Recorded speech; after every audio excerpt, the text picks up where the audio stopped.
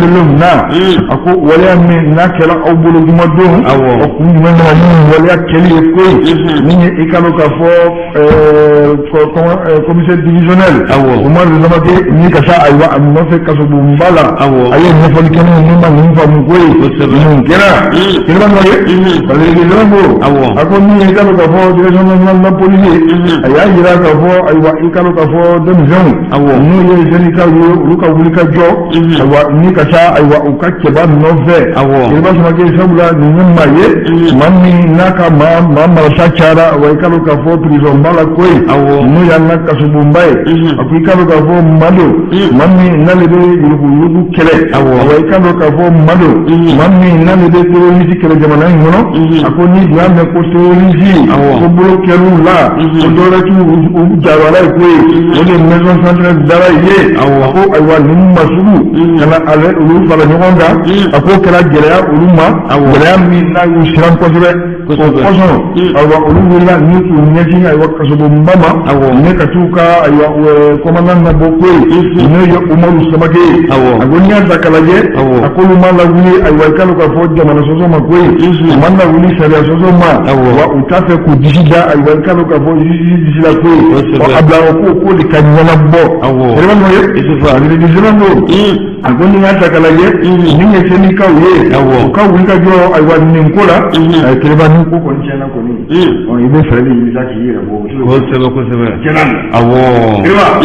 nyafo ya kuno awo aka tayir ko sebe awo yafo sariya awo bele kaka ko sebe mashite sariya sa nyafo ya kuno ko sebe general bulela ndo na kasula awo melay ko sebe sangolomla do loke awo nyafo ya kuno okera mawomma ni jamana jamfa ni ko ke jamana la abin yarbo mi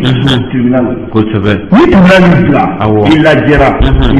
idenya illa jera musunya illa jera barabu nyana illa jera sida nyana nani chuko lati pise yi ngol na lawa kenana bani ni ako to jira na de ako niya ta kalaje ako mi go unto bagiye be ba ako chaba awa na tanna ye kaena anira me ko bi ako mi ne ikalo ga fo commissaire divisionnaire Umaru Samake keba ko aywa shira kaena shuro sabaji ka ema keba mari bani ni go ako niya ta kalaje ako mi sina bi de la police ukani wuli ka jo keba ku ka do ka fo ukelen cha ko ni ka ga fo sendika ye ako niya ta kalaje ako fene min dossier ko ma chama ma ko kono ko so jnon ko do kali ni na kra wa enden ka tama anuka wuli ka jo kon la awa ikalo ga fo jo kalo kristan tan kile ani tan fula samba fula ani samwa ako keba ko fali ni kra keba ko onu sa tuma do ko ako niya ta kalaje ni ikalo ga fo police la ka ye keba ko lu kense ni ko la ko awa ministre ilasa ka fo dossier min do ikalo ga fo dossier dara yera nen no ko ni ikalo ga fo olu police la ka ya yera ka fo olu ni ikalo ga fo force ti keba ko awa ikalo ga fo force be ni yera so ko ni militaire ye keba ku ba kono ni gendarmerie ku ba kono awa kikalo ga fo olu ka wulika job bi lo oni mama na impliqué ni ngola wala ka tetu abela ko ni anta kalaje ko lu kelema barake ko ni mamdu baraka barake wala ay kalo ka fo mu wa sécurité à l'époque ni ba mo ko wala ka fo o te o ma inquiété re wa o ma ni na ko wakila ni kalo ka fo forçati on se ka wuli ka ko ku yama tempo forçati ni alo agamba mero a policiwo a garde nationale on se ka wuli ka ka foku yirama kana ko on borami ay la kanike ay tan barake ko borami kirba ngade ko mawdo bi ida situ la koy ngo jamana nyama la bi kirba ko on enquêter le ke am doni sabla afara na le ko tuka barake ko tuka barake ko sebe kirba ni bala jende ko ni ha kɛlɛba nin kelen kɔni o ye tiɲɛ kosɛbɛ a ko n'o ye fɛn bɛɛ nɔfɛ bi o de k'a dɔn k'a fɔ k'i ka kɛ a kɛcogo la k'i kana kɛ maakɔrɔ ye k'i kana kɛ tɔgɔfɔli ye k'i kana kɛ ayiwa a ka di population cogo min na an b'a kɛ ten k'i ka kɛ a kɛcogo la maa o maa n'a ye bɛɛ nin ko la kɛlɛba ko bɛɛ lajɛlen kan ka ɲininka ko la koyi o kɔni bɛɛ lajɛlen wajibi la garde nationale gendarmerie police nationale kɛlɛba ko bɛɛ lajɛlen kan ka ɲininka ko la ko wa ko ɲinɛ kana kɛ abada k'a fɔ ayiwa maa minnu olu dolu ma k'olu bɛ yen bi kɛlɛba ko u bɛɛ kan ka jɔ juge d'instruction ninnu kɔrɔ wa k'u ka waleyaw fo u ye ninnu kɛ n'o kɛra kɛlɛba ko parce que an y'a sɔrɔ nin dabɔ ye balan kɔnɔ a ka bi bɔli parce que fana b'a Ablaye Jara an ka foli b'a ye kosɛbɛ Anita Isufa le reporter ale ka bi bɔlen bɛ n bolo a ko nin Gabriel Cenu ale ka laseli don bɔra kuma min kan sisan a kumana o kuma kelen de kan ko ye a y'a yira k'a fɔ ko polisilakaw ye nin wulikajɔ min kɛ min ye ka taa commissaire divisionnaire Umar Samake ka taa ale bɔ bolo la ko nin ko ye ko fasodenw ɲɛ wagalen don ka Mali sariya ka ale kɔnɔ Mali sariya a kan ka taga bolo jumɛn kan ka kɛɲɛ ni nin banbaganciya wale nin ye Isufa ko n'a fɔra ko jɛkulu bɛɛ ka nin kɛ ko fasodenw bɛɛ ko bɛɛ bɛ wuli ɲɔgɔn fɛ ko ye ko o ta a Mali ko bannen ko Ala k'an kisi o ma a y'a yira k'a fɔ ko an bɛ don min na ko bi an ka jamana marabagaw k'u kan ka wuli ka jɔ kɛ ka fasodenw k'u jaabi sabuya kɛ ko bɛɛ de bɛ ka ɲininkali kɛ ko mun de bɛna kɛ nin ko kɔ ko nin kɛlen fɛnɛ yala ko kɛta don wa ni ko kɛta tɛ ni ko kɛta don ko o jaabi fasodenw kɔni perikelen don Isufa k'o jaabi kɔnɔ ko ye min ye Gabriel Cenu ye a taara a y'i kɔfilɛ n'an ye ka taa Senegal mara la a y'a yira k'a fɔ ko min ye Senegal président min tun bɛ n'u b'a wele ko Abdou Diouf ko ale ma se ka ko ye ale ma se ka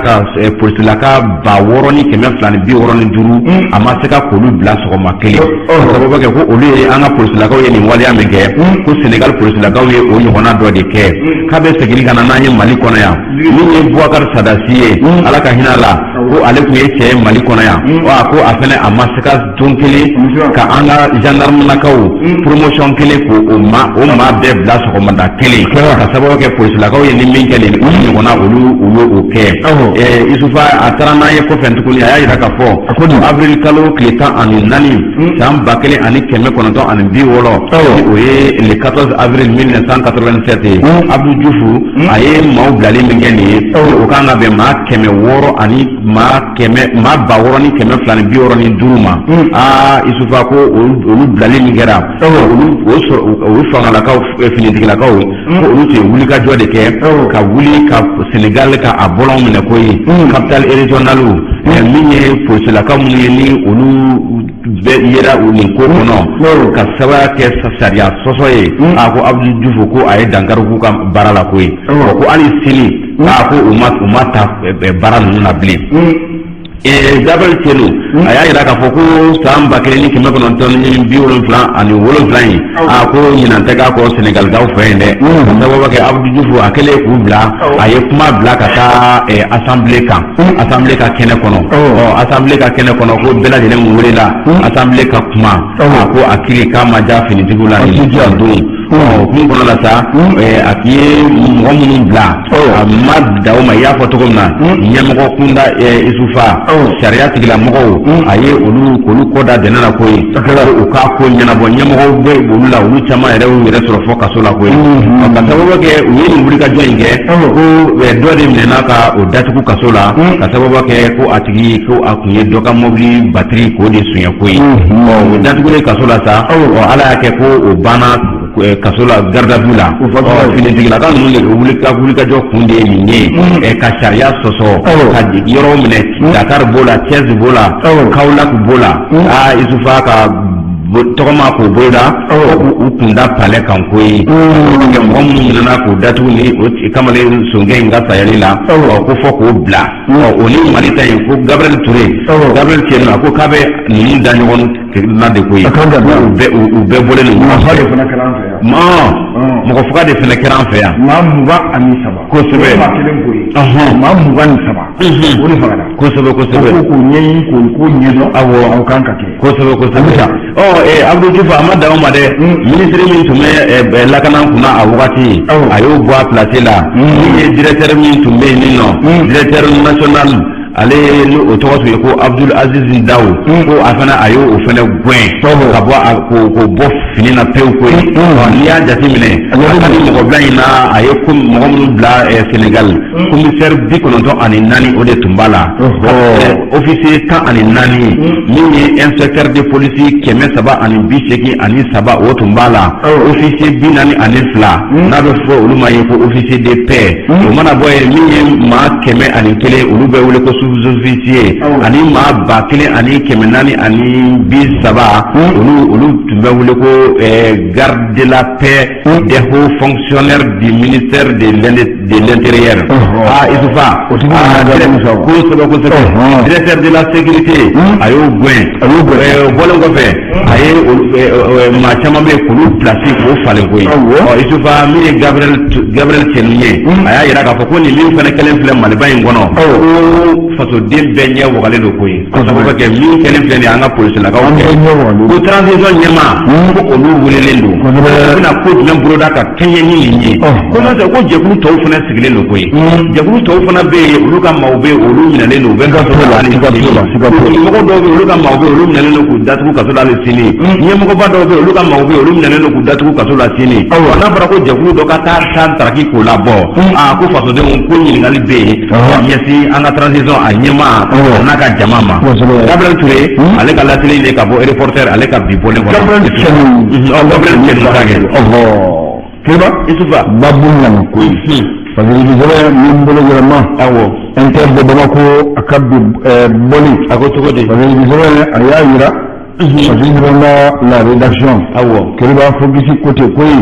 a ko n'i y'a ta k'a lajɛ a ko min ye exonération ye an ka jamana kɔnɔ depuis 2004 fo bi yɛlɛma tɛ ka don kow la koyi Keba an ka jamana ayiwa i ka dɔn k'a fɔ état yɛrɛ bɛ wari min perdu an ka nafolo faralen ɲɔgɔn kan an ka trésor kɔnɔ n'o y'an ka u bɛna an minnu bisi k'an taw ta Keba ko a bɛ miliyari 2 ani miliyɔn 100 kunkan fɛn bɔ ko ye Keba ko bi ta min Keba a bɛ taa ayiwa i ka dɔn k'a fɔ kalibira taji kɔni Keba a bɛ kɛ cogo di a ko n'i y'a ta k'a lajɛ a ko qu'est-ce qui se passe a ko min ye i ka dɔn k'a fɔ opérateur économique ye Keba olu millions Keba k'u bɛ ayiwa i ka dɔn k'a fɔ facture de namara ko ye facture Keba fo document k'a fara ɲɔgɔn kan Keba kalibira ka bolo ka ko ye a ko tun tɛ ka taa abada min ye douanier ye u b'a kalama ko nin bɛɛ ye douanier ye ɲɔgɔn bila ko la olu dɔnɲɛw yɛrɛ de bɛ papier ninnu na tɛmɛ exonération papier ninnu a bɛ tɛmɛ olu de bolo fɛ yala a bɛna budget la Isufa Keba Isufa a ko n'i y'a ta k'a lajɛ min ye nin fo papier ninnu ye fo exonération document ye Keba ko a kasabi ka bon kosɛbɛ ko ye a ka bon dɛ ko min ye i ka dɔn k'a fɔ carburant ye Keba o de bɛ sɛbɛn ko k'a sɛbɛn Keba jamana fantan naani kɔnɔ a ko a complicité k'a ka bon k'an bɛ yɔrɔ min na ko bi ko ye a ko min ye direction nationale de la géologie ye Keba ko ka ɲininkali tɛ mun la ko ye min ye BGV a ka papier a ka sɛbɛn min bɔra Keba Jumaje a ko ninnu bɛɛ lajɛlen wɔɔrɔlen b'a kɔnɔ koyi ka da kan jamana in kɔnɔ bi Keba ko bɛɛ bɛ k'i ta tigɛ a tigɛ cogo la koyi k'i da i n'a fɔ fɛn ma kɛ a ko n'i y'a ta k'a lajɛ janfajugu min ye nin fo document ye kalibira ko kunkanko la a ko i ka dɔn k'a fɔ min ye i ka dɔn k'a fɔ direction nationale de la géologie ka taa se mini ma Keba fo ka taa se douane ma koyi ani service généraux de surveillance a Keba Jumaje ko ninnu bɛɛ lajɛlen Keba ko ka ɲininkali tɛ mun la an ka kalibira wari a bɛ ta min kalibira ale bɛ kɛ Keba ka sɛbɛn dilan la sɛbɛn min n'o b'a yira k'a fɔ kalibira a kan ka bɔ jamana kɔnɔ ni ka taa ayiwa i ka dɔn k'a fɔ jamana wɛrɛw la koyi o kalibira kelen Keba o bɛ feere an ka jamana kɔnɔ o kɔni o bɛ feere yan mɛ anw ye kalibira bɔra de wa kɔrɔlɔ min b'a la an ka mara kan kɔrɔlɔ fanga ka bon na Isufa. Isufa. A ko n'i y'a ta k'a lajɛ a ko min ye i ka dɔn k'a fɔ fonctionnaire jɛlen ye bi kɛlɛba o kɛlen don ka villabaw jɔ koyi ka taa ayiwa dugukolobaw san ka étagebaw jɔ Mali fantan naani bɛɛ lajɛlen na kɛlɛba foyi tɛ suɲɛli wari kɔ koyi jamanadenw k'u bisi k'u ja ɲɔgɔn kɔ kɛlɛba k'u ka nafolo ka karababu kin ayiwa k'a bɛɛ lajɛlen kɛ ayiwa i ka dɔn k'a fɔ échange ko a bɛ gɛlɛya ye koyi jamana kɛlɛba parce que les a ko min ye i ka dɔn k'a fɔ jamana ɲɛmaaw ye ayiwa ninnu ye waleya cɛjugu ye jamana kɔnɔ min ma kan ka kɛlɛ cogo sugu bɛɛ lajɛlen na koyi yaasa ayiwa i ka dɔn k'a fɔ san o san min ye miliyari 2 ani miliyɔn 100 bɔlen ye o min bɛ tɛmɛ jamana kun a kala jɔ jamanadenw b'a kalama wa ɲɛmaaw yɛrɛ b'a kalama bɛɛ de tabe la a kala jɔ man tɛ fanga jamana ye a b'o waati de kosɛbɛ nafolo a cɛkojugu a dugujugu a kalabu o de ye jamana in kɛ kosɛbɛ amina a kalabu exonération Isufa n'i y'a jateminɛ bɛnkan de b'u ni ɲɔgɔn cɛ papier minnu bɛ kɛ ka exonération sɔrɔ sisan Isufa a papier classe jɛlen tɛ n'a ma ɲɛ k'a fɔ ko e Isufa ko e bɛna ni érisiw de ye érisiw minnu ko e ye sanni kɛ ko u bɛna ni anw dɔnyalakaw fɛ yan o bɛ taa direction nationale de la géologie fɛ ka taa minnu na ka taa douaniw na Isufa e y'i ka facture bɔ yɔrɔ min na anw t'a yɔrɔ dɔn e ɲɔgɔn facture dilanna tɛ e dun sigi bɛ miliyɔn 70 miliyari yɛrɛ la o de papier o faux papier de montélen don ka taa wari fu bɔ an ka jamana kɔnɔ kosɛbɛ kosɛbɛ ka sɔrɔ a bɛɛ ma foyi kɛ Isufa a ma bɔ a nɔ la yɛrɛ i y'a faamuya i y'a fɔ cogo min na fɛɛrɛ ka kan ka ɲini na ni damandama walew de bɛ jamana in na exonération u bolo de bɛ ɲɔgɔn bolo Isufa a tɛmɛ kojugu la ni de bɛ faso lasegin ala ka kisi to amina rabi an b'a ta Isufa an bɛ tɛmɛ ni kunnafoni halisa min ye an ka sifinnakaw ye ni olu bɛ wele ko conseil national des jeunes du Mali u ka ɲɛmaa ale hakili jagabɔ kɛ ka wuli k'i jɔ fasodenw bɛɛ lajɛlen tɔgɔ la koyi a ye ɲininkaliba kɛ ka welemada kɛ ka kulekan kɛ ka sababu kɛ gafe min bɛ yen ni a bɛ wele ko casier judiciaire ale ye bugunatigɛ sɛbɛn ye nka ja tɛ kɛ ale kan nka fasodenw bɛɛ mago bɛ ale papier in na koyi Isufa ni i b'a fɛ ka baara ɲini i bɛ papier ɲini n'i b'a fɛ ka baara kura ɲini i bɛ papier ɲini n'i b'a fɛ ka lajɛya i ka gafew kɔnɔna la i bɛ papier ɲini n'ale bɛ wele ko casier judiciaire papier min n'ale b'a yira k'a fɔ ko i ye tiɲɛli kɛ jamana kɔnɔ walima n'i ma tiɲɛli kɛ jamana kɔnɔ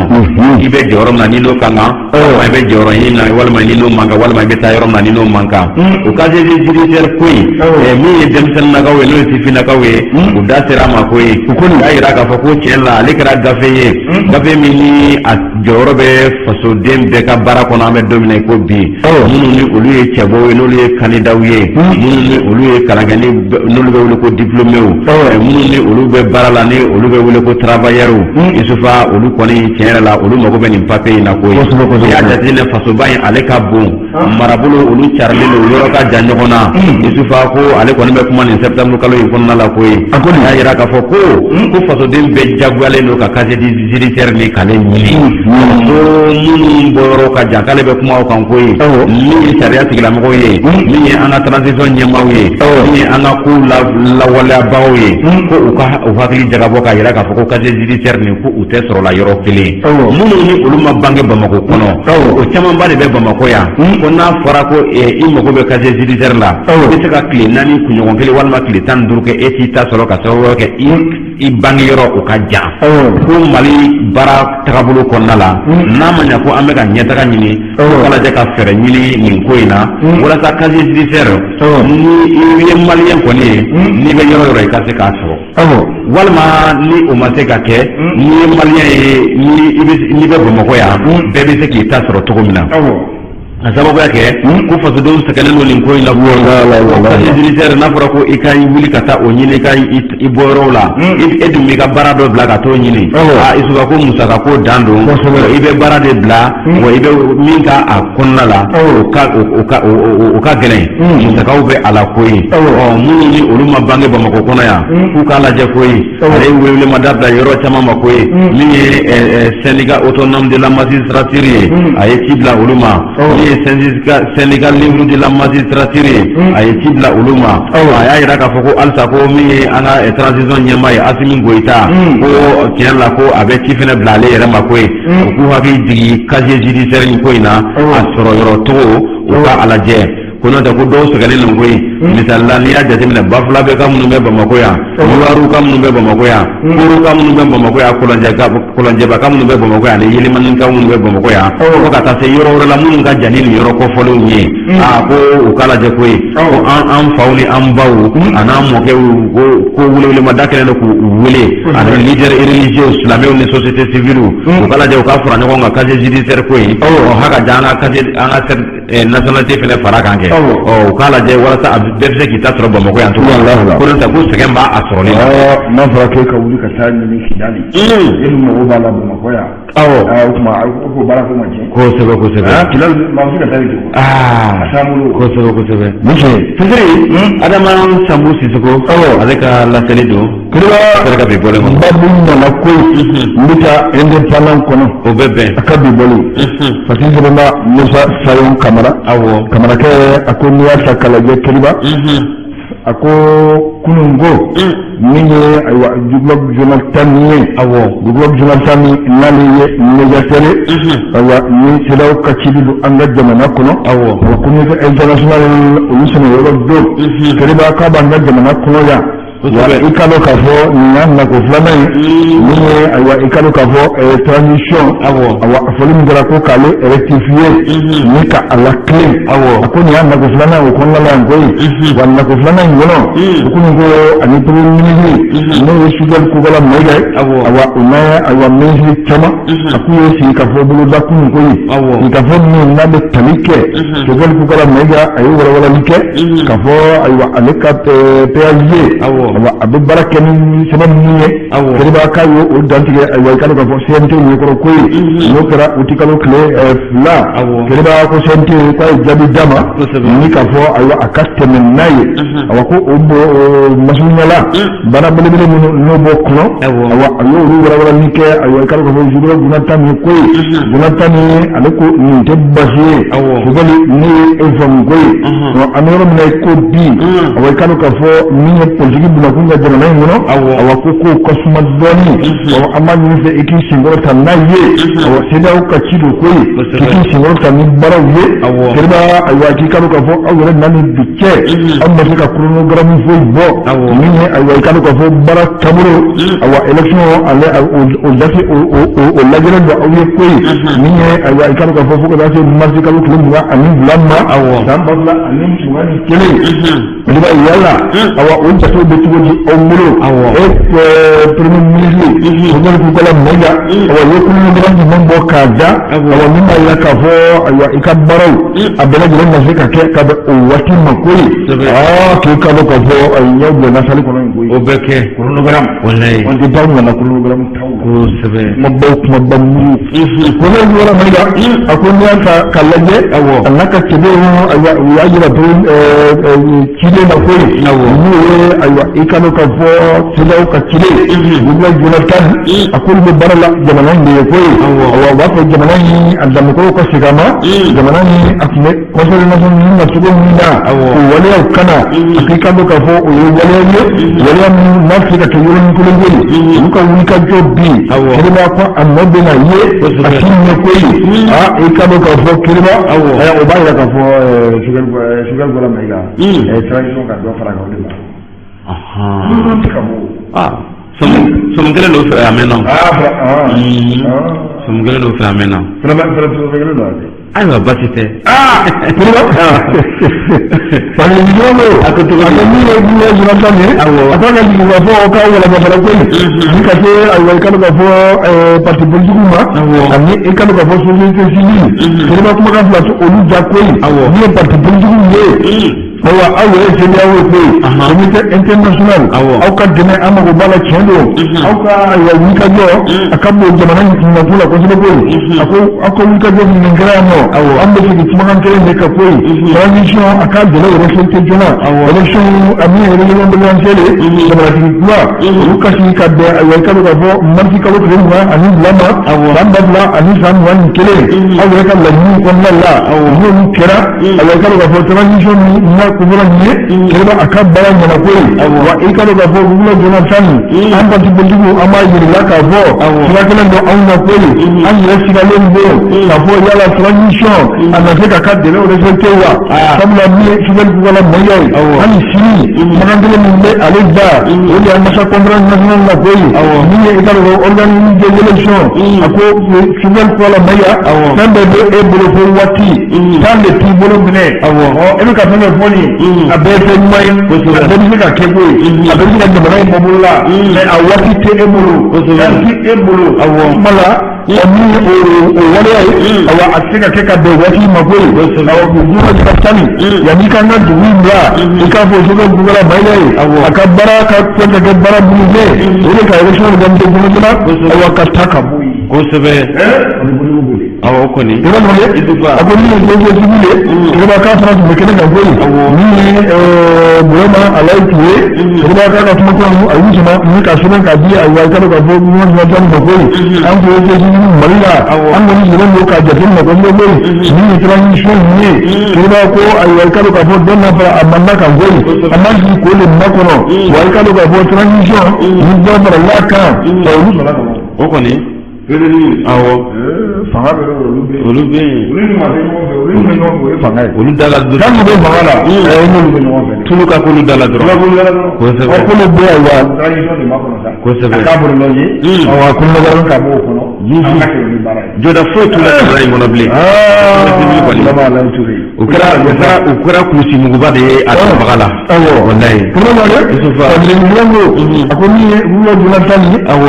médiateur de la CEDEAO ye a ko bi ayiwa i ka dɔn k'a fɔ ani Assimi Goïta awɔ olu ma walan ba ɲɔgɔn na sa awɔ a nana baara minnu kɛ k'olu résultat k'olu bɛɛ lajɛlen Assimi na awɔ ni ka ka avion basa ka ka jamana bila kosɛbɛ o ye visite bannen awɔ an y'a sama min ka bɔ indépendant kɔnɔ kosɛbɛ a ka du bɔlen Isufa ani taximan dɔ ye baro kɛ ka sababu kɛ moto taxi olu fana u cayara jamana in kɔnɔ caman bɛ k'u ta boli permis t'u bolo u tɛ circulation dɔn an ye miniti damadɔ di taximan dɔ ma an ka o lamɛn miniti 2 kɔnɔ a koni taximan an b'a lamɛn voilà an bɛ wuli ka jɔ la micro trottoir Bamakɔ a fɔlɔkɔnɔlaw la ni taximan dɔ ye ɲɔgɔn sɔrɔ circulation na sisan n bɛna ɲininka a tɔgɔ la taximan e tɔgɔ ni jamu ne tɔgɔ Isa Ngoyiba ka bɔ Senu Hɛrɛma kɔnɔ ayiwa e bɛ taxi boli la mɛnna awɔ ne bɛ taxi boli la mɛnna dɔɔni nin y'a san 2 dɔɔni ayiwa Isa Ngoyiba taximan ka bɔ Senu Hɛrɛma kɔnɔ an bɛ don min na ko bi moto taxi ko a daminɛna a mɛnna dɔɔni fasoba in kɔnɔ i yɛrɛ ko k'i bɛ taxi boli la a mɛnna aw ye kɔlɔlɔ sɔrɔ a ye dɔ b'aw ka client sɔrɔ la wa moto taxi ko in non bon a ma fɛn b'an ka client ko la an ma ta sɔrɔ u yɛrɛ b'u ta sɔrɔ mais ja de bɛ jamana in kɔnɔ dɔw bɛ moto taxi ta ka sɔrɔ a man d'u yɛrɛ mais u ka yɔrɔ ni taxi wari t'u bolo o kama ni gɛlɛya fɔ yɛrɛ ta non n'o tɛ foyi bɛɛ b'i ta sɔrɔ Bamakɔ hali ni avion taxi nana mobili taxi b'a ta sɔrɔ siga t'o la ayiwa moto taxi u ka ko daminɛ ni bi cɛ caman bɛ k'a fɔ ko u bolicogo man ɲi ko permis t'a t'u bolo a dɔw yɛrɛ man ka moto boli aw y'o jateminɛ circulation na o kuma o ye tiɲɛ ye parce que a dɔw bɛ olu ye wotoro de bila direct ka na moto sanfɛ o tɛ se ka moto boli ka ɲɛ cogoya si la walima an bɛ se ka moto boli Burusi kɔnɔ an bɛ se ka moto boli Bamakɔ o tɛ kelen ye dɛ a caman y'o de n'o tɛ a dɔw fana bɛ se n'o caman kɔni tɛ se tiɲɛ yɛrɛ la o t'u fili mɔgɔw ɲɛ k'u fɔ k'u bin mɔgɔw da don kuma la o ka ca la yɛrɛ de ayiwa Ngoyiba e delila ka bɛn ni moto taxi ka accident dɔw ye wa 1 2 walima joli ɲɔgɔn na a ne bɛ bɛnna a ka ca yɛrɛ ne tɛ tile ban ne bɛ boli la ne tɛ tile ban ko ne ma fɛn yɛrɛ moto taxi ka kɔlɔlɔ kɔni na. ok o la sisan weleweleda kan jumɛn b'i bolo ka sababu kɛ i filɛ ka min fɔ kɔrɔ de ko dɔ bɛ ka fara circulation accident kan ka sababu kɛ moto taxi e bɛ weleweleda jumɛn ɲɛsin an ka ɲɛmɔgɔ ma o la. ne bɛ min fɔ an ka ɲɛmɔgɔ ye u k'u cɛsiri u k'a lajɛ ka ko sɛgɛsɛgɛ ka ɲa mɔgɔ minnu wari bɛ kun bɛ taa n ka moto san ka yɛlɛ kan ka boli o de bɛ ka moto taxi bolilaw caman fana tɔgɔ cɛn kuwa u k'a ko sɛgɛsɛgɛ ka ɲa yɛrɛ a n'an taxitigiw yɛrɛ fana an ka taxi papier ka gɛlɛ o gɛlɛya den dan ye u ka dɔ b'o la n'o ye dɔ b'o la taxitigiw fana bɛ dɔ b'an ka retraite la an bɛɛ b'an ta sɔrɔ Bamakɔ yan. i bɛ se k'i da don taxi pièce jumɛn na min ka gɛlɛn kosɛbɛ. taxi pièce bɛɛ de ka gɛlɛn a fɛn tɛ min ka nɔgɔ yɛrɛ an ka pièce ye 17,000 ni 600 de ye an ka assurance ye 24,000 san kɔnɔ an bɛ carte de transport ta ka stationnement ta ka visite technique kɛ san kɔnɔ siɲɛ 2 i m'a ye an ka papier bɛɛ de ka gɛlɛn an bɛ 50 ni dɔɔnin de sɔrɔ taxi papier la san kɔnɔ yɔrɔ o kɔni ka ca o ka ca tiɲɛ yɛrɛ la i m'a ye hakilina wɛrɛ b'i fɛ tuguni. bon hakilina wɛrɛ tɛ fɛ n yɛrɛ fo o diyara n ye k'a ka radio baarakɛlaw bɛɛ lajɛlen fo ala ka si janni kɛnɛ ni laban ɲuman d'aw ma. amiina rabi. i tɛ ka jaabi la i y'an ko i ba. Isufa Kiriba ani tasimani ka baro o de filɛ nin ye o tuma ka jɔ an y'ale sɔrɔ tasimani ko moto taxi k'a ma foyi b'o ka client kosɛbɛ kosɛbɛ Kiriba k'u b'u ta sɔrɔ k'olu b'u t'a sɔrɔ a bɛ ten don kosɛbɛ moto taxi sa Kiriba an bɛ dugawu de kɛ jamana ye moto taxi u k'u organiser kosɛbɛ a bɛ kɛla kafulaji kɔnɔ bi dɛ o kɔni a bɛ kɛla kafulaji yɛrɛ o dan yɛrɛ de don o dan k'u organiser jamana yɛrɛ k'u organiser bala min don a bɛ maa nafa koyi kosɛbɛ nka kɛcogo ɲuman bi na population bɛ ka siraw ɲɛ kosɛbɛ siga t'a la koyi siranya ko don ne yɛrɛ ye dɔ ta don Kiriba n b'a kɔfɛ a ye téléphone bɔ k'a bɛ weleli kɛ n y'a fara a ɲɛ kan a ka téléphone an ŋɛni ka bi o aw bɛ kɛ u b'o kɛ n ko fan de b'e la u b'o kɛ ne de b'a sara e bɛ ne ta kala k'i bɛ téléphone ta n jigiya n y'a fara a ɲɛ kan an y'an jɔ a kala ma a tun bɛ kɛ mankan ye koyi n'aw ma nana olu ko mon frère ko client jo don kosɛbɛ n'aw bɛ téléphone ta ka ne na tun kunu ne ye dɔ fana ye o muso b'a kɔfɛ isuba téléphone b'a sen kan a bɛ ka kunkolo jalen a bɛ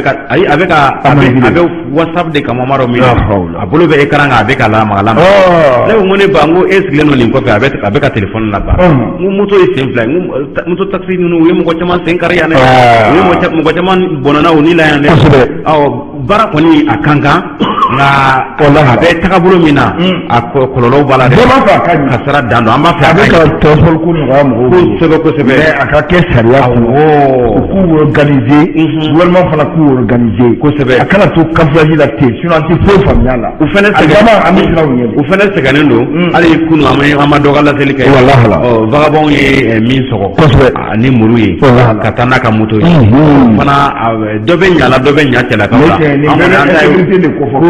kosɛbɛ o kɔnɔna na halisa an bɛ to insécurité la o bɛ bɛn Kiriba ka taa n da i ka dɔn k'a fɔ Gawo kunun Gawo jeunesse Kiriba u ye bɔliba min kɛ a kɔrɔba la koyi a kun fadili sɛbɛn Masɛrɛjabu ale ka laseli de koyi ni ka bɔ indépendant kɔnɔ a ko n'i y'a ta k'a lajɛ u y'a sɔrɔ dasɛn mana koyi da min b'a jira k'a fɔ Gawo kɔnɔ Gawo yɔrɔ min n'an b'a fɔ ma ko château de Gawo Kiriba n'ale ni ayiwa i ka dɔn k'a fɔ logement sociaux ma jan ɲɔgɔn na min ye i ka dɔn k'a fɔ cimetière sira kelen Kiriba Gawo kɔnɔna la ko Gawukaw b'a dɔn kosɛbɛ Kiriba ko n'i y'a ta k'a lajɛ ko sira min ka misɛn wa samiya n'a sira min a tiɲɛnen don kosɛbɛ min ye i ka dɔn k'a fɔ tricycle bolila dɔ ye n'ale bɛ ɲamaɲamancɛ kɛ n'u k'a ma ko Amara Mayiga Kiriba ale ka muso de nana tiɲɛ ayiwa i ka dɔn k'a fɔ sira min kan ko ye o bɛnna ni ayiwa mobilitigi dɔ natɔla ye mobilitigi Kiriba ale peresilen tun don kojugu ko ye n'a ka tɔnsiɔn min k'a tɛngu Amara la Amara ko t'i bondala wa ne ka mobili muso de tiɲɛni don yan ko ye n b'a dan kun ye wa o fɔ yɔrɔ min na Kiriba ko ma bɛn mobilitigi ma ko ye a y'i cun ka bɔ kini kɛ kamalen kan Amara a y'a ta k'a dasi Kiriba Samake k'i ka dɔn ale n'a ka denbaya tun don maloya o ma kun ale fɛ ko ye Kiriba mobilitigi a y'i nimisa ka mobili ma ka taa ayiwa rapisolet labɔ ko ye a chargelen ka na jigin Amara kan ko gawo kama jakuri kirba ayen mu chamala ma amara o ko ninta o nintigara kirba kifla ka mu konosa kirba ka dabo annaka demaya nika aywa ka saka so kirba ko aywa ka ko gawo demno ako ko ninjo maya ko ninjo maya aborami amaye rodo amara yerabu mun do ko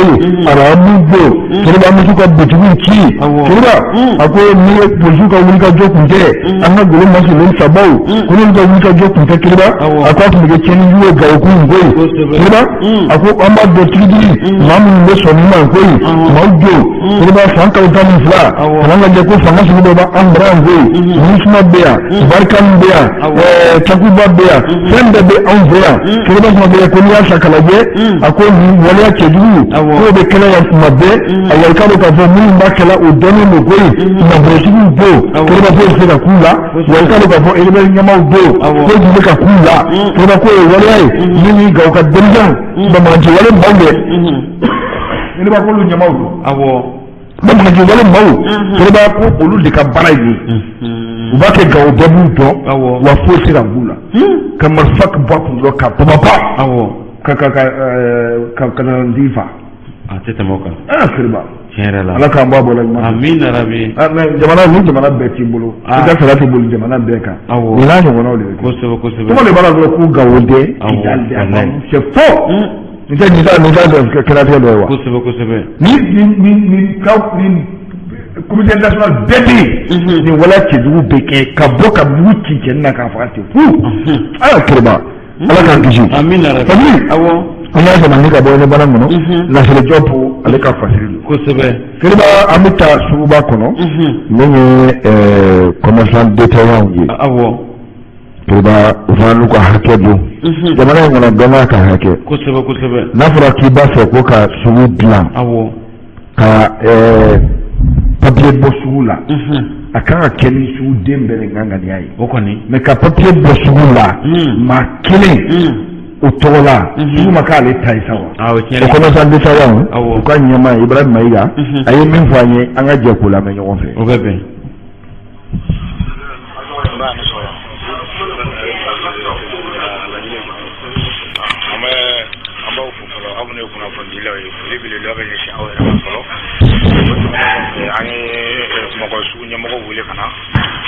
kana kuna kuni ndaw kluba na kuni mbaga jansa ji kuma ko yoro la ni anga to nyamo ko do be no no ga kalo kaun chaya yoro la ayira ka fo vraiment yu diga tigiri bo sugula bi abe dolu ma do men di kada su ba bo ka dolu ma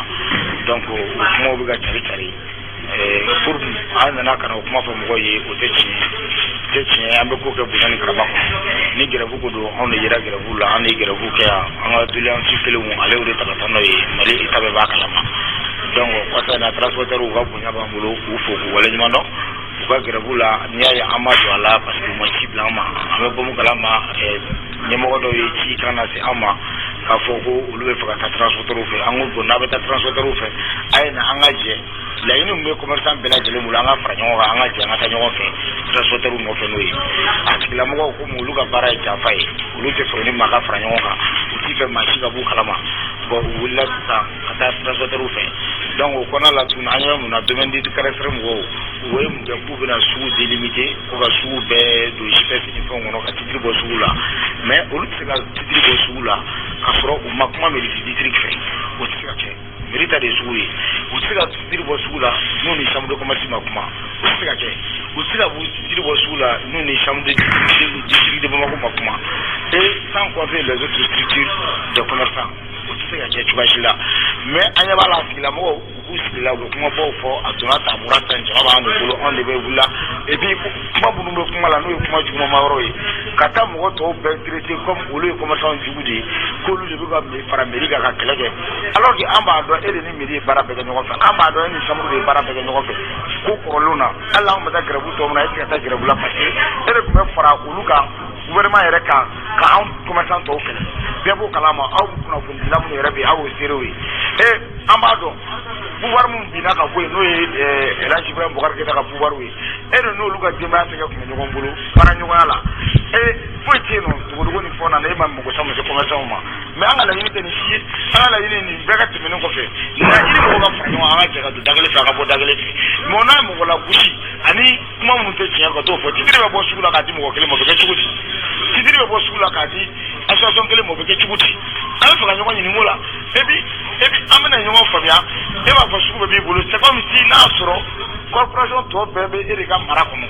k'a sɔrɔ c'est pas vrai e ka tɔn nin n'i y'a jateminɛ o de jama ka dɔgɔ ni bɛɛ ta ye o masuraw o yeliw o misaliya sɔrɔla sisan samuru ka élection senfɛ samuru ka élection senfɛ recensement minnu kɛra a yɛrɛ ka dɔn k'a fɔ e ka mɔgɔ i bɛ mun fɔ mɔgɔ hakɛ min b'i bolo tɛ k'i ye i ka jama ka dɔgɔ ni bɛɛ ta ye o sɔrɔlaw fɛ sisan o yera mais n'i bɔra e bɛ taa kuma faamaw fɛ k'a kɛ i n'a fɔ e de ɲɔgɔn tɛ yen alors que an ka boli to bɔrɔ kɔnɔ an ka sɔn bɛɛ bɛ bɛɛ bɔ dɔn bɛɛ bɛ bɛɛ ka pouvoir dɔn bɛɛ bɛ bɛɛ ka poids dɔn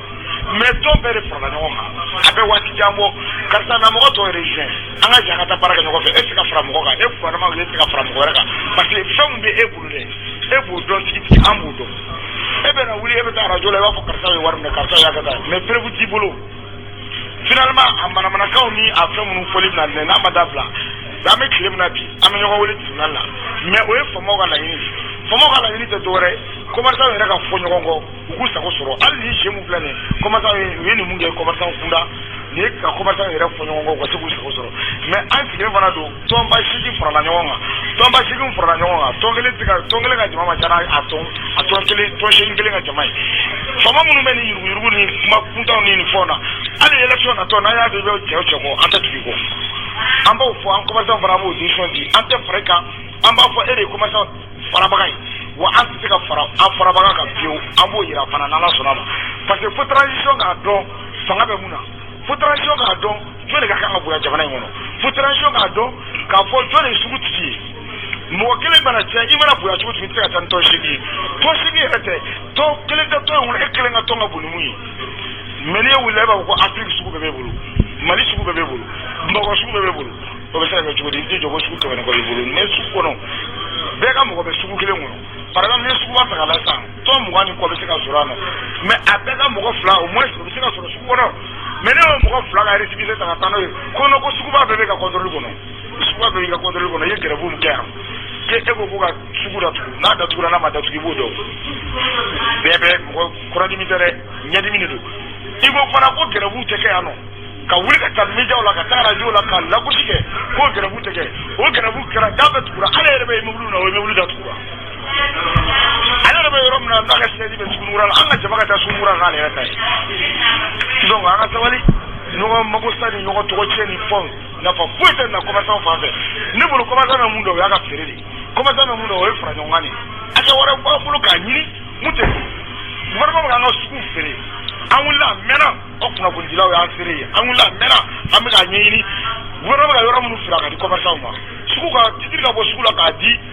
Mali commerçant yɛrɛ ma u ka se k'u ka baara kɛ an wulila kɛlɛ la a mɛnna an wulilen don dédouanement ma nɔgɔ dédouanement ka gɛlɛn Mali dédouanement ka gɛlɛn n'Afrique bɛɛ ta ye an b'o kɛlɛ la fɛɛrɛ bɛ se ka kɛ cogo di Mali dédouanement bɛ nɔgɔya hali Burkina mun b'an kɛrɛfɛ ale bɛ ka fɛn bɛɛ fɔ dédouanement kɔnɔ ale tɛ foyi dɔn a bɛ k'an ka kumaw de ta ka segin o kan parce que aw ni dɔrɔn sigira a ka ca hali sisan sigi ma ni dɔrɔn cɛ hali sisan mɛ négociation na bɛɛ kun bɛ dabali b'a ka ko la n'a ye fɛn fɛn ɲɛtɔ ye commerçant kunda a bɛ t'i feereko la ka kula ko pour montrer aux gens k'a fɔ ko wayi ko bɛn tɛ commerçant ni ɲɔgɔn cɛ o y'ale ka système dɔ fana ye alors qu'an t'u nɔfɛ an ka laɲini t'o ye an bɛ fɛn mun nɔfɛ bi Mali commerçant bɛɛ ka fara ɲɔgɔn kan an ka laɲini kelen kɛ e welelo la ka ca Mali alimamiw wulila suguba kɔnɔ ka t'i deli i sigiyɔrɔ la alimamiw ka t'i deli k'i ka n'a ka fara mɔgɔ kan pour ka se ka kɛ i ko k'i t'a kɛ k'i tɛ fara mɔgɔ kan e mana wuli e bɛ kuma bɔ fɔ radio la k'e bɛ se ka dédouanement nɔgɔya e bɛ se ka dédouanement nɔgɔya e ka mɔgɔ tɛ voyager yɛrɛ voyageurs tɛ ka to yɛrɛ kɔnɔ ni voyageur b'a kɔnɔ n'a cayara mɔgɔ 5 u ma to k'a ma cɛ e bɛ ka spécialité ye min ye an b'o kalama Sikaso place n'a bɛ feere yɔrɔ mais olu bɛ commerçant de an ka kan k'u dɛmɛ fana hali nafɛnw ka saniya an ka k'u dɛmɛ fana u ka se ka place ɲɛnama sɔrɔ u bɛ an ka taabolo ye o mais commerçant ma dɔgɔ an bolo mais ka commerçant fara nafa jumɛn b'a la ale yɛrɛ bolo ne m'o de ye o donc an kɔni bɛ laɲini mun kɛ vraiment ka sabali i ka se ka na mɔgɔ nɔfɛ sinon i laban bɛ ci kelen na. nin baara yɛrɛ hukumu kɔnɔna la sisan aw ka laɲini ye mun ye aw bɛ se ka kɛ cogo di. demande cadastre ame mu fa na folo akara ni fa ju bamna récépissé mamulu abe kele abe bora gouverneur la aldo be mo gouverneur la kele flana e mi sugudi utsiga mo yele mo ka bogo ni to ni be ton to sanfe gouvernement tibuke gouvernement de to yere qualité don flore o to to nga fanga don flo siga bogo be do yele doka adoption ni doye donc explique ko no et puis flip kana mi ni document na suku be nyesi suku ko be nyesi c'est vrai qu'ani miri kella ani miri be kele wati be anga suku no fe ani chambre commencer be kele anga commencer tabolo la tongudu be o sere ne me migoro la be ba don ne chambre ga tabolo be tuba ni miri ka do mais ni ko be bula sera de fe ibe se le ma ministère da kana so le ma no e sharati la mo ye no e demandi karasir mo ye ku be sere ka ladiri chuma amana ni barake uga kana se miri la amana ni barake avec Tchoubi, commission de Bessi, commission Bessi au chambre de Milife,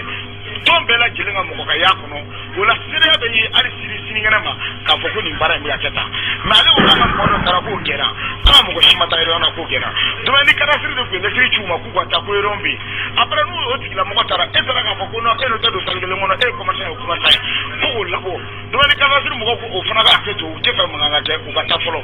Et au Tarate, mais au ministère de Hockey. Directeur de Kakeni. Mais Katina Fossa, Fangado de Bela, et ok. Vous devez pouvoir me demander Karasir Boulou Kabe, commerçant de la voie Salgono, ou Tchapia, pour tout commerçant de la Kuma, New Game and Chenia. Donc, I'm a movie. Very impliqué in Parana, Alea, Joven Kala, Alamatica Gravani, Nikatu, Translator, and Gravunte, Translator, Gravudi, Ramada Tamaresi. Donc, aussi, many planning economics of Franova, planning a Chuan Abu in office. What I'm going to Franova, which many papier in Boram walking into all Ayala, who will calculate. Papier is a bomb walking into all, Dominica Fluid. Fluid, papier is a bomb walking, and now Boram walking. Directement, on demand la division du ministre. Automatiquement. Et puis, on va faire un mana, nous, ok, nous, aussi, nous, ministre, en tas de Moumanaki, directeur en tas de Moumanaki. Mais nous, les papiers, où, hasardé qu'un papier est boîte, nous, on va demander une grève illimitée, automatiquement, partout au Mali. Et puis, on a village, tout le monde allait dans la même Magabella. Donc, on va donc à Foucault, et nous venons à Niagara. On est là-bas, il faut qu'un Faraninga. Donc, à tout, on carré au commande de mon voilà, Fulim Memolo, me commande à Yamoko Bella. Fait Oulila, qui s'est vu pour nos canaliers, il est en Kérola. A Fulibele la Seuma, ni Nanaï, Amani Befe, Bega la Signoma, Malipona Malipoka, commerçant Punda, Anasaka Yoga Fatia. Vous les Cadaniers, commerçant à Jaka Flagon, commençant à Dagale pour Dagale. À Debut Chamamanga, Debut Chamamanga, Langa, Jafanami Angoso. Vous les Fulibel Bolo, à la commerçant Yamoko Bella Geneva. Kakala Kuma Lassé, Kafuli Lassé, Op, Nafulila et Rafarama. Akachesiri Nakabuliga Jom Beno, Jamana Kuno, Jamana Poka, Watibe. Kasika moko kasika kuna jelina anga fuli ba okulu ala taw ma ta be ka journaliste flafara o te journaliste nous flafé fuila ne kele nga kumote o te journaliste ele ango fara fo ko ja journaliste yi mo kele tsika ke e monopoliser adina fo ebe o drone ya kwele no drone ku te journaliste na o bora fara amba ina fa amega kuma mu fara ga ita kuna magata mu ma fa na kuma na fara be replique tuni fo be ngana ambo de la yini ke kala jere fa ke to bala sala na mo wasalo kelba isufa ne kuma jelen kelba suba awo bamako sugu ka papier bola awo akadi commerçant be ko sebe mais ana kesugo de ɲɔgɔn fɛ sabula n'i y'a ye étage dɔ bɛ la sugu kɔnɔna la halisa commerçant mɔgɔ ɲuman na awo c'est que a t'u ka domaine de kɔnɔ a t'u ka papier de kɔnɔ ni sugu délimitera ka sɛbɛn bɔ a la titre foncier bɔ a la min ye sugu ye bɛɛ b'o dɔn wa hali ni étage ba min filɛ n'a sɔrɔ ni papier bɔra n'u bɛ sugu kɔnɔ a bɛ minɛ sugu la sugu bɛ dɔn k'a fɔ ko nin ye sugu ye mais bamakɔ suguba kɔnɔ bi k'a daminɛ a tɔgɔ di Nɛnɛkura fo Misira mɔgɔ t'a dɔn yɔrɔ min ye sugu ye a ba waranisani don fan bɛɛ i bɛ na bɔ la ka du bɛɛ dɛ mais a ka bɔ jɛlenya de kan a kana bɔ ni maa kelen tɔgɔ ye sabula Maliko de ko ye sini ma sini ɲɛnama anw bɛ yan bi sini denw ni mɔdenw bɛ yan ka na ye papier bɛ nin fɛ karisa de tɔgɔ la u b'a k'u fata ye sugu ye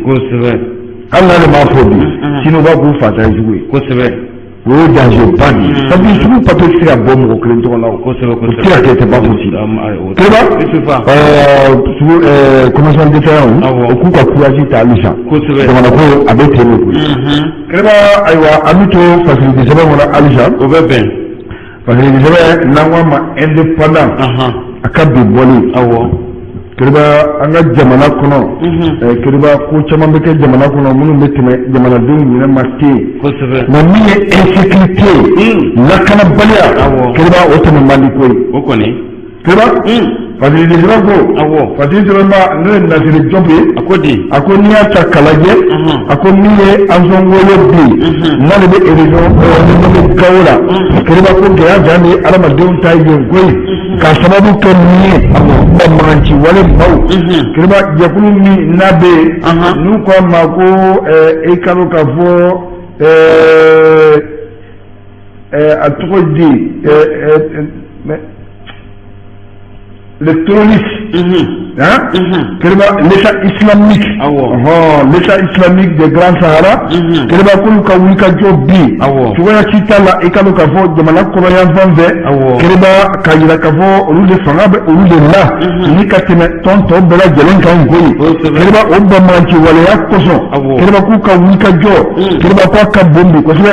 min ye jamanadenw ye kɛlɛba min ye Anzɔngo a n'a lamini ye kɛlɛba ko a jamanaden kelen-kelenna bɛɛ lajɛlen k'u walankasara koyi maaw de bɛ tala bi cogo min na u bɛ tala ten kosɛbɛ koyi min n'ale bɛ ɲɛsin Niger ma n'o y'an kɛrɛfɛ dugu ye ni ale b'a ɲɛsin Gawo yɛrɛ ma fo ka taa se Anzango a ko an bɛ yɔrɔ min na ko bi a ko yɔrɔ min n'ale tɔgɔ ko Womi kɛlɛba ko maa tɛ yen bi koyi Womi ka den bɛɛ lajɛlen kɛlɛba ko ye Buguni tɔnbɔ koyi o n'i y'a ta k'a lajɛ a ko min ye i ka dɔn k'a fɔ a jama fanba k'olu sara Niger koyi jama minnu moyen basi minnu ye kɛlɛba k'olu taara a ka dɔn Gawo ani Anzɔngo fo ka taa se a ka dɔn k'a fɔ Labɛnzangaw ma kɛlɛba ko nin yɔrɔ ninnu bɛɛ lajɛlen bi jamana marabaw k'u hakili to la k'a fɔ gɛlɛya bɛ ninnu kan koyi sɛgɛn min b'u kan bi sɛgɛn ko fila wɛrɛ tɛ koyi min ye banbagaci wale maaw ye kɛlɛba k'u kɛlen don ka garan da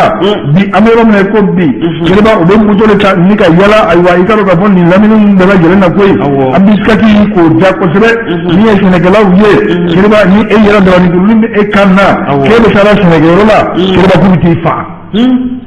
sisan kana u fa ninnu bɛ mun de fɛ sisan sa sɛnɛ yɛrɛ tɛ se ka kɛ kosɛbɛ barama tɛ se ka kɛ commerce tɛ se ka kɛ wa sɛnɛkɛla yɛrɛ ka gu ye ni fɛn bɛɛ ye bi ko ka adamadenw fa parce que olu ka sonyali nafolo b'u kun ka dumuni kɛ olu kɔngɔ tɛ olu la olu ka binkani kɛ nafolo b'u kun kɛlɛba olu ka foyi tɛ ayiwa i ka dɔn k'a fɔ sɛnɛkɛla la jamanadenw mana ye dɔrɔn k'i ɲɛsin foro dɔ kɔnɔ i bɛ t'i fa f'i ka foro kɔnɔ kɛlɛba fankelenɲuman ko ni ye Nasiri Jɔp ye a ko nin ni a waleya caman k'o de bɛ kɛla bi Gawo n'a lamini na koyi yala tile tɛ jamana la wa ɲininkali tɔmɛ kɛlɛba nɔ dɛ fankelenɲuman caman kɛ o a ko n'i y'a ta k'a lajɛ a ko min ye nin banbagaci wale maaw ye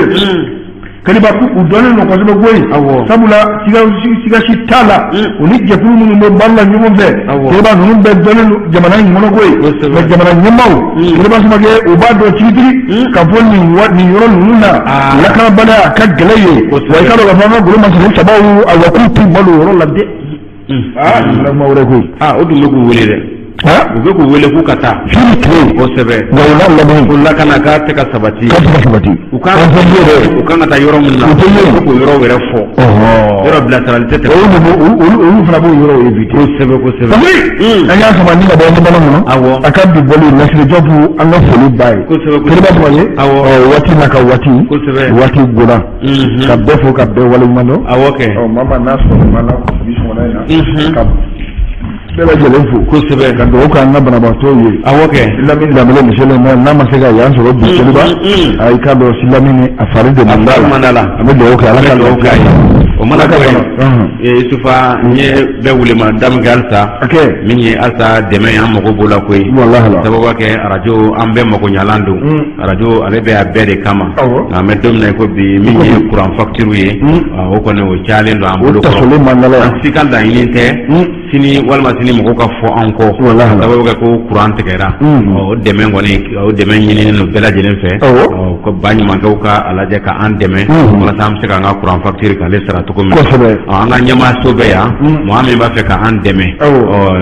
barajila ko don Isufa ka sababu kɛ maa dama bɛ radio in lamɛn a ka ca Mali kɔnɔ ani Mali kɔ kan i bɛ se ka weleli kɛ Kadiatu Tarawele ale ka numéro la ni o ye 76 39 55 64 ni nana ni dɛmɛ fɛn fɛn ye radio fréquence la yan Kadiatu a b'a la se taga yɔrɔw la an bɛ foli di an ka musokɔrɔba ma Kadiatu Tarawele Maɲanbugu président la madame Mayiga Kadiatu Bankura Torokɔrɔbugu an ka musokɔrɔba fɛ ni hippodrome na Urisi an b'a fɔ ko bɛɛ ni sɔgɔma bi wala na numéro Keriba Samake Yusufolo Yusufa nɛgɛ kɛrɛfɛ juru a wo Tarawele aw k'an bɛn sini inchallah bi taa an ma ɲɔngiri